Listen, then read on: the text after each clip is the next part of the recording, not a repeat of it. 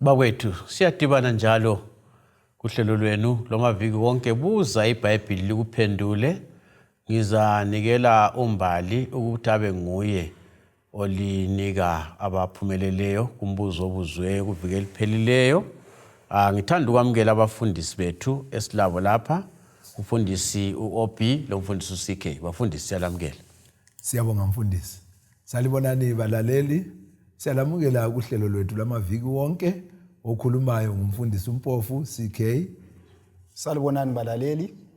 Siyalamukela njalo kule iviki ehlelweni lethu lapho sifunda khona ilizwi sindawonye. Sengathi inkosi ngabalathi siyabonga umfundisi OB Mpofu. Siyabonga bafundisi, siyabonga balaleli. Ngilogwalo enduthembisa amaviki wonke oluthi lona when God said remember. Lolu gwalo ngilunika mahala kakula mbadalo ibhadalayo. Liyakuncedisa ukuzwisisa indaba esixoxa ngayo, indaba yeSabatha. Namhlanje bafundisi sikhangela ilanga leSabatha njengosuku lwenkosi. Ike sikhangela umcabango nalo ukuthi utshoni ukuthi iSabatha lusuku lwenkosi. Siyabonga mfundisi. Sizafunda encwadini kaExodus mu-20 ivesi ngelika 10. Iyahambelana lo Levi mu-23 ivesi ngelika 3, Deuteronomy mu-5 ivesi ngelika 14. Kodwa ke mina ngizakhetha ukuyifunda lapha kuExodus mu-20 ivesi ngelika 10. Ithona ke kodwa usuku lwesikhombisa luliSabatha lenkosi uNkulunkulu wakho. Ungasebenzi ngalo wena lendodana yakho lendodakazi yakho. Lenceku yakho lencekukazi yakho. Lenkomo zakho lo emzini osemzini wakho. Ngamanye amazwi lapha iSabatha kuyavela obala kubana ke ngelenkosi uNkulunkulu. Njalo kalufanani lezinye insuku. Lusuku olukhethekileyo. Lulusuku futhi lwenkosi. Sike sabeka umzekeliso lapho ukuthi kwesinye isikhathi uzwa abantu besithi bona mina ngizakhetha ukuthi lami iSabatha kube lusuku lwesithupha, ngizakhetha kubana ke kube yiFriday, ngizakhetha kubana ke kube lusuku lwakuqala lweviki. Kodwa ke lolu suku lolu ngolwenkosi. Yikho unanzelela ukuthi ungathatha ube lenkomo zakho eziyisithupha, uyethatha imbuzi uyifake khona phana ibe ngeyesi-7 ngeyesikhombisa. Ungaze uyitshintshanise uyibeke kuqaliseni kayitshintshe kayiguquki kuba inkomo uyahlala lokho yimbuzi. So lolu suku ngoba lwabekwa eceleni lwaphawulwa inkosi ngokwalo. Ngolwenkosi luhlezi lunjalo njalo ngolomuntu wonke. Kasila lungelo lokuthi sizikhethele ngoba uNkulunkulu nguye walukhethayo lolo suku. Ngenye indlela mfundisi kuyaphawula ubumnini ngesindebele ukuthi umnikazi weSabatha ngubani. Kunjalo mfundisi. Kasosuku lomuntu. Solusuku lukaMdlovu. Umbolo ebandla. Umbolo esizwe esithize. uNkulunkulu ngumnikazi. Nxa sikhangela indaba yokuphumula, mfundisi obisithini ngendaba yokuphumula ngeSabatha. Siyabonga. Sikhangela kuExodus 31 ivesi ngelika 15. Ithona kusetshenzwe insuku eziyisithupha. Kodwa usuku lwesikhombisa lube liSabatha lokuphumula. Lingcwele enkosini. Lo osebenza ngeSabatha uza kubulawa isibili. So usuku lweSabatha lusuku lokuphumula. Ngesikhiwa kulebala elithi lona refreshment. Ukuvuselela lokuphiwa amandla amatsha. Yikho kwenzakala ngosuku lweSabatha. Bese ngikhumbula omunye umdlalo oyenziwa ikakhulu emazweni abelungu. Bayenza umdlalo wokusaha izihlahla. Bahlanyela izihlahla amaganga sibili amakhulu ezihlahla bese besenza umncintiswano wokusisaha ukuthi osaha eziningi ngubani. So ngelinye ilanga benza umncintiswano onjalo. Kwasokusiba lamanye amaxhegu amabili. Amaxhegu lawa babewayisa nje besithi awusoze benze. So kwakusithi ungasahwa lapha. Isaha yamaxhegu izakala isithuli. Kodwa ezabanye zazichala zikhala. Amaxhegu la angasaha uze zokuthezwe. Asaha sakhe uze zokuthezwe. Umncintiswano ususiphela manje sokukhangela inqumbi yezihlahla ukuthi ngobana abanqobileyo lapha abawisa izihlahla eziningi. Kwabona ukuthi amaxhegu lana balenqwaba enkulu yezihlahla. Abantu bathi amaxhegu la lomuthi. Basebebuzwa ke ngamajournalist ukuthi madoda kathi likwenze njani ukuthi belizwakala isaheni bizwakala ithuli. Likwenze njani? Kodwa abanye bethamjokothi. Kodwa dina khangela ukuthi lenze okunganani. Bathi hayi thina ngesikhathi besithule besilola isaha yethu. Hallelujah. Antu uyayibona indaba. Labana ade bechaya baze bechaya isakha ebuthulu. Thina besilona nxa sesibuyela lapha uyasakha. Yabe sichaya iqethula izidlala. So lapha sibonana usuku lesabatha lusuku lokulola isakha. Isakha engumuntu le. Ingasebenza ukuphela iqinisa ibabuthundu. Yabe sifuna ukuthi yenziwe njani ilolwe. Yikho ke ukuphumula ngesabatha yikulole isakha. uNkulunkulu nguye umnikazi womuntu. Nguye wadala umuntu uyakwazi ukuthi isakha leyo kumele ilolwe kanye ngeviki ukuze ibe lamandla okusebenza iviki elilandelayo. Yikho kulusuku lokuphumula. Hayi indaba yakho siyayithanda mfundisi. Mina nxa ukhuluma useze nje ngiyacabanga ukuthi ngesilungu kuthiwa i-production. Njalo. Ukuthi i-production kayehli ngokuphumula ngesabatha. Kodwa iyengeze. Nxa abantu befuna ukubakwazi abahambe bayekhangela i-Israel. Lizwe elincane. Kodwa babona ukuthi yenzani. Kodwa bayavala ngeFriday vele kusiyatsha ama-12 kwambana babe sebebuyela emakhaya. So umuntu ocabanga ukuthi khona i-production izamiswa ukuthi isabatha izakwenza ukuthi iyakwehla nxa uthi siphumule ngesabatha uyalahleka. Ngiyayithanda indaba yakho leyo. Ngesikhangeleni indaba yokuthi lusuku olungcwele. Ngesikhathi kuthiwa it's a holiday. Siyabonga mfundisi. Ngathi ngichazise ngesikhathi mfundisi. It's not a holiday. It's a holiday. Isilungu leso. Lusuku olungcwele. Yebo. Yes. Siyabonga mfundisi, sizafunda lapha ku-Exodus 16 verse ngelika 23. Uthi iBhayibheli lithi lona wathi kuzo yikho inkosi ekutshiloyo ukuthi kusasa lusuku lokuphumula. Isabatha elingcwele lenkosi. Yosani lokho okufanele ukosiwa. Lipheke lokho okufanele ukuphekwa. Lizibekele lokho okuseleyo ukuba kugcinwe kuze kube sekuseni. Ukhuluma ebantwaneni bakwaIsrayeli besehambeni lokusuka elizweni leKhenani elizweni leGibhithe besiya elizweni leKhenani. So ke esikubambayo lapha ukuthi uNkulunkulu ukutshengisa ukuthi lolu suku ngolwakhe. Ubatshela lokho kumele bakwenze. Lalokho kungamelanga benze njani bakwenze ngoba lolu lusuku lwakhe olukhethekileyo njalo oluqhakathekileyo kaloyisi kubana ke ludunyazwe ngokwenza ezinye izinto ezingafanelanga. Kumele lulungiselelwe, kumele kube lezinto ezenziwayo lezinye ezingenziwayo. Ukwenza kube sobala mfundisi nxa kuthiwa i-holiday kutsho ukuthi lubeke eceleni ngithi kunjani alifanani lezinye. Hayi alifanele sasithi kwena uthiwa khona ngomnyaka omutsha wesithiya uthiwa una khanilanga liyavuka ligida. Liyaphuma ligida hayi banisasitshelwa nje. Kodwa ke aligidi la.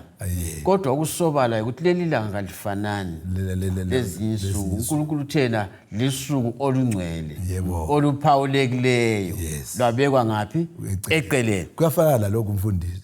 Sisakhula thina sasikwazi ukuthi isitulo sika baba ngesikababa.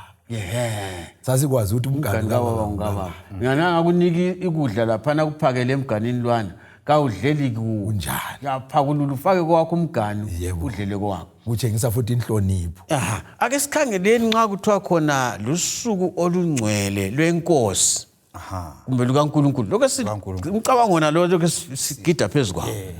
Umuntu Isaiah 58. Ivesi 13 nxa uyibala lapha ingxenye yayo ususiye ekucineni iyasitshela ukuthi isabatha lusuku olungcwele lenkosi. Lwenkosi. So kufana lalokho. Umuntu angaphonga uthutsha esigabeni ngasosobhuku. Athi lapha esigabeni lesakusalinywa ngeFriday. Angazi ukuthi abantu bangamlalela yini. Engenasikhundla esigabeni.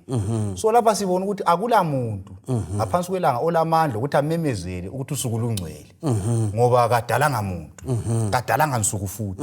Kodwa nxa sithi sabatha lusuku olungcwele lenkosi sithi ukuthi inkosi liyonali ilamandla okwenza kube ngcwele ngoba yadala number 1. Number 2 futhi yona ngoba inkosi ingcwele.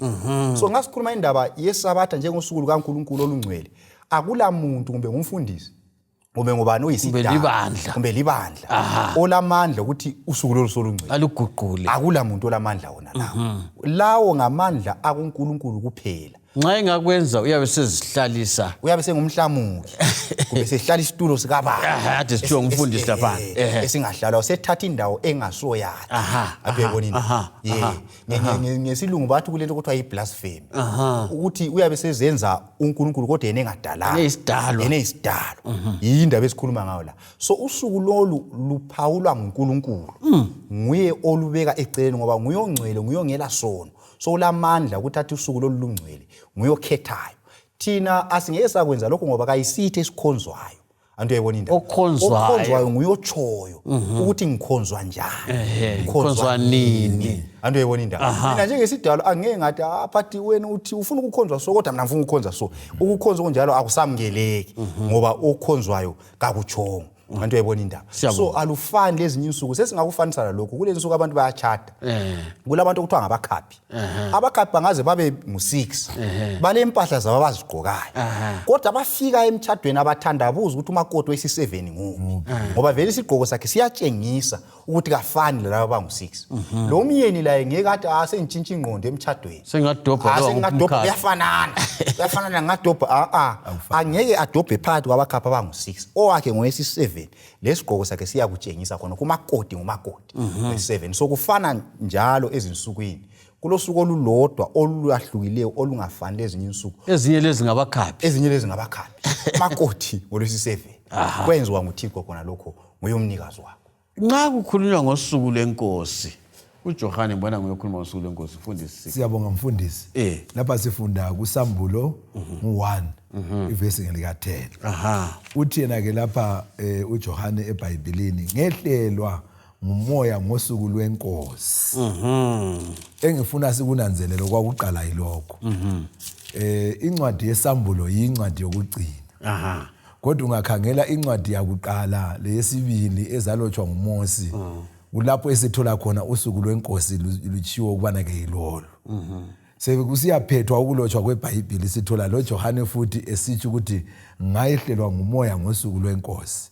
Kusitsho ukuthi eBhayibhelini usuku lwenkosi ekuqaliseni lasekuphetheleni kweBhayibheli luyafanana kaluguqukanga. Ngenye indlela mfundisi uJohane kuye kwakungelambuzo. Ukuthi nxa kuthiwa usuku lwenkosi athi kanti iluphi? Yebo kunjalo. Labafundi ababefunda indaba nqethi ngangilomoya ngosuku lwenkosi. Kabazibuza abazibuza kwakucacile. Siyabonga mfundisi. Kwakucacile. Suhle wathatha amanye amazwi emlonyeni wami ngoba uJohane lo esikhuluma ngaye ngomunye wabafundi bakaJesu, phakathi kwabafundi bakabali12. Ungafunda embaleni uzananzela ukuthi abanye bonke laba bafa kuqala. Yena waba ngokucina wasala ephila, waze wakufa eminyakeni yabo 1895. So simthola futhi ekubeka sobala kubana ke usuku lwenkosi lolo luphawuliwe vele lubekwe eceleni luqhakathekile. Ngenye indlela mfundisi sikubona kusiba sobala ukuthi la ngale ngokuthi Jesu lapha sebuyele ezulwini. Yebo. Ukuthi kwakusobala ukuthi isabatha yiliphi. Lokuthi isabatha lusuku lwenkosi oluphawulekileyo. Kwakuvele kusobala. Kwakusobala. Ake sikhangeleni indaba ekhuluma ngokuthi lolu suku lusuku lokuphumula. Indaba yokuphumula sike sayithinta mandulo kodwa ke singayiphinda. Indaba yokuphumula. Siyabonga. So lapha sinanzelela nguGenesis 2 verse 2 or 3. Yasitshela ukuthi uNkulunkulu ngemva kokudala waphumula ngosuku lweSabatha. Antu uyayibona indaba. Khathesi nje labangafundi iBhayibheli sebekhuluma ngezinto eziningi kulokunye abathi attention span. Ukuthi umuntu angayenza into eyodwa kwesikhathi eside engaphumuli. Uyagcine loser iconcentration. Engasalelisisi kuhle. Lokhu mhlawumbe mfundisi ngabamba umlomo lokuthi kwesikhathi even kwathi sikhuluma ukuthi productivity. Ukuthi iyayehla. Ugcina sebulala imtshina kumbe sesilwa labanye sokusiba lento eziningi eziletha iloss kumbe kusekhampanini kumbe kungabi. Le ngqondo okuthiwa i-mental breakdown. Ukuthi ingqondo yomuntu ingasebenza kokuphela iyadinwa ngenxa yesono esiphakathi kwasemhlabeni. So kuyadingeka ukuthi ingqondo liyana i-refresh iphumule. So yikho ukuphumula kuqhakathekile. Njalo kunye sikubona futhi ukuthi abantu abathandanayo bayadinga isikhathi sokuthi ke babe ndawonye. Ke bake bablock isikhathi sabo. Bethi lesi kumbe ngumama lo baba kumele bake babloke yebo kungasetshenzwa omunye ayele omunye ayele kusetshenzwe kodwa ngeke kusetshenzwe 24/7 ngoba uthando lungagcina luphela lapha ngokuxotshanisa imali so kumele kubekwe isikhathi eceleni esokuthi abantu bake bakhulise uthando bakhulise ubudlelwano babo so ngosuku lwesabatha lapha sibeka isikhathi eceleni ukuthi uNkulunkulu siyamthanda sifuna ukuthi ke sikhulise ubudlelwano bethu laye singacabangi ngensimbi esizikhandayo phakathi kweviki singacabangi ngemoto esiziganikayo kumbe laloba yikuyini esikwenzayo lesi isikhathi lesi sinika uNkulunkulu wethu esimthandayo owasidalayo full time 24 hours ezigcweleyo sizinika yena njalo okunye sikubona futhi lapha ukuthi sike sathinta umzekeliso wemoto ukuthi imoto vele ingahamba ezikhathi ama-kilometers athile kuyathiwa kumele iye ku-service ukuthi iye refreshwa iphumule mbijana ukuze ibe lempilo enjani so lathi ukuze sibe lempilo ende kumele siphumule ngosuku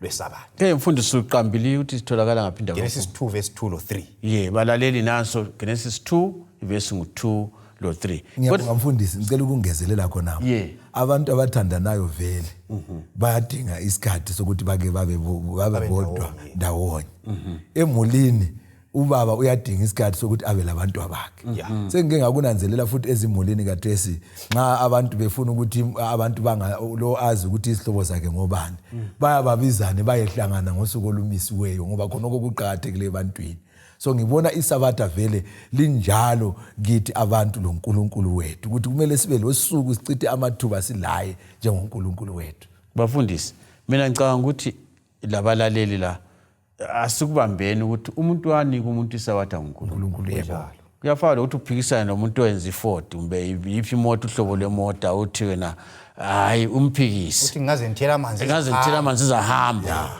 ngoba khona okwesikukhulumayo kwelinye ilanga abantu baza kubona kasikho yini esikhuluma ngakho ukuthi abantu bayenza into ze 24/7 thola abantu sebephonga ungani abasaqedakali kabasasebenzi ngendlela abasacabangi kuhle stress labo ngibe kukhona lokho kubangelwa yikhona lokho kuqhakathekile sikubetha lapha njalo engcenye okunye futhi isabatha nxa uNkulunkulu eliletha kalandanga uzoncindezela abantu kumele ukuthi siubambe futhi lo umcabango lo subambisisa uyakwazi okusifaneleyo futhi uyasithanda kwesinika isabatha mbona ngazathi kuyazwakala ngithemba kuyezwakala balaleli okutshiwo ngabafundisi ukuthi isabatha lincedisa thina lezi imuli zethu abantu baphathekile bedinga imali abanye abalasikhathi sokuthi bayise imali leyo bayikholise bafundisi njalo bayakha izinto ezinhle ezimangalisayo bangalali kizo kuthiwa ubhalo uyafika lunguze kuphela azaye kufa engalalanga kuleyo ndlu isabatha liyasinika isikhathi sokuthi ke siphumule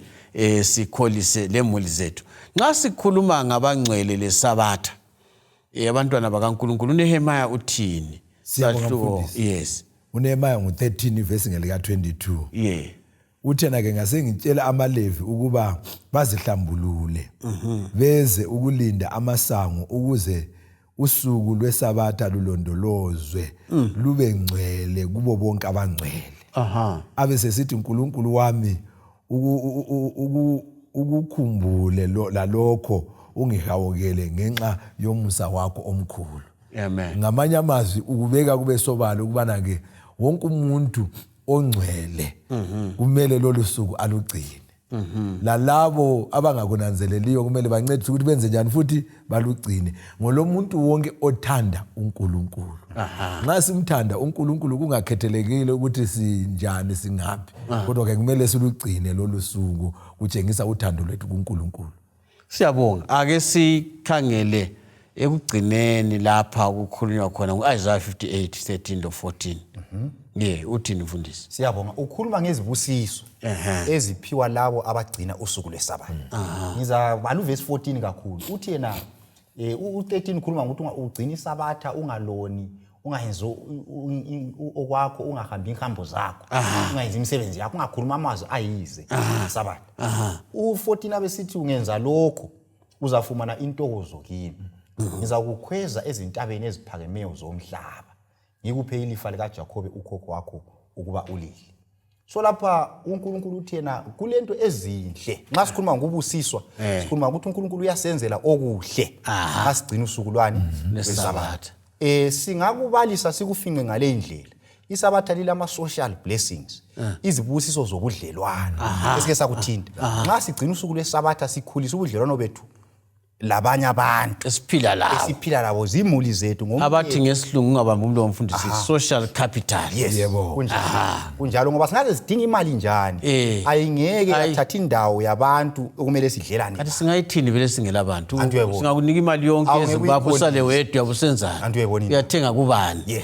So isabathi liyasinika izibusiso zobudlelwano. Isabatha njalo liyasinika i-physical blessing ukuthi liyaphumuza imizimba yethu limpompe kakutsha kuthiwa yiku-refresher inika amandla amatsha njalo liyabangela ukuthi singagcini sisebenza sigcine sizibangela leminye imikhuhlane njalo liyayenza ukuthi sibe productive emsebenzini wethu. Sike sakuthinta ukuthi ukusebenza ngesabatha kakwenza ukuthi umuntu abe ngumyanga. AmaJuda ungasebenzi ngesabatha gcina usuku lwesabatha kakwenza ukuthi umuntu anjani abe ngumyanga. AmaJuda baphumula kodwa banothile emhlabeni wonke. Yes kuyaziwa lokho la kuma internet kuyatholakala. Akakhona kuphela kunotha abafundisi kuwo wonke imisebenzi yempilo whether economics whether intelligence whether kungaphi baphambili baphumelele. Okunye futhi isabatha lile mental blessing ubusiswa kwengqondo ukuthi ingqondo levele yona ifuna ukuthi ngasebenza ikithi phecelezi kancane iphunyuzwe. So ingqondo iba lamandla kumbe ngumntwana wesikolo nxa iphumula ngesabatha ukufunda izingwalo zakhe nxa isabatha seliphelele esebuyele emabhukwini akhe lapha selamandla amangalisayo. So liyaphumuza ingqondo liyakhipha khona lokho stress labo depression labo bani ngoba siyathola isikhathi sokuthula sisezinyaweni zikaJesu. Fundisi ngalikhuluma lisenje bafundisi abantu abazibulala sebanengi kakhulu khona lapha koBulawayo khona lapha eZimbabwe abantu bayazibulala abantu bayabulala nezindlini la. Isabatha lingumuthi okuncedisa abantu ukuthi ingqondo zabo zisebenze kuhle. Ugcine ngakuthinta khonapho ukuthi isabatha liyaletha ama spiritual blessings. Siyahlala ezinyaweni zikaJesu silesikhathi ingqondo yethu ibekekile ichumile sibeke eceleni into eziningi. Sifunda sikhulisa ubudlelwano bethu loThixo sifunda ngoJesu. Umcijo lo singakawuchiya bafundisi siyeqineni mina ngicabanga ukuthi kuhle sikukhulume kubalaleli bakuzwe ukuthi into zabo kusike sakuthinta ama-TV akube zingoma eziphakamisa uNkulunkulu. Akuhle kuntshintshwe into yonke kayisibekene eceleni izinto zonke lezi eziletha kuthiwa i-stress ukuthi angikwazi ngesindebele kuthiwa yini i-stress ukudangala ngoba ukukhathazeka okudlulisileyo othi into emzini le. Ake sibeleni sike sayithinta indaba kodwa ngicela ukuthi nxa sigqibayo sigqibe ngayo emhlabeni omutsha. Uthi no Isaiah siyabonga sizayiphinda futhi njalo. Isaiah ngo-66 uvesi ngelika 22 lo 23 amafitshane njengalokho iphezulu elitsha lomhlaba omutsha engiza kukwenza kuza kuma kokuphela phambi kwami kutsho inkosi. Ngokunjalo ke inzalo yakho lebizo lakho kuza kuma kokuphela inyanga ngenyanga ekuthwaseni kwenyanga ngeviki ngesabatha bonke abantu bazakuza badumise phambi kwami itsho inkosi. Amen. Ngamanye amazwi emhlabeni omdala esikuwo isabatha liyagcinwa. Emhlabeni omutsha ezulwini elitsha esiyakulo isabatha lenza njani futhi yazagcinwa futhi. Siyabonga mfundisi. Siyabonga. So kasilungiseleleni asizuze nini inzwisa yalokho esizakwenza sesiphambu kaJesu eyokuthi siyabe sikhonza ngesabatha. Qalisa khathesi ukulungiselela lo. Nasi ngobe balaleli izakithi sonke ungakhuthwa izibusiso zesabatha. uNkulunkulu ulungisele isabatha wena ulungisele mina bana sithole izibusiso. Ugwalo engikhulume ngalo lo lana endithembisileyo endinika mahala when God said remember. Lugwalo luzakwenza ukuthi uzwisise kakuhle lindaba uzuza isibusiso sokugcina usuku lesabatha. Siyabonga kakhulu. Nxa ulombuzo loba lutho ofuna ubani ulukhulume thumela umbiko wakho 0718 444 196 nxa utshaya ucingo 078 620 4000. Inkosi belani sidibane njalo kuviki elizayo. Siyabonga.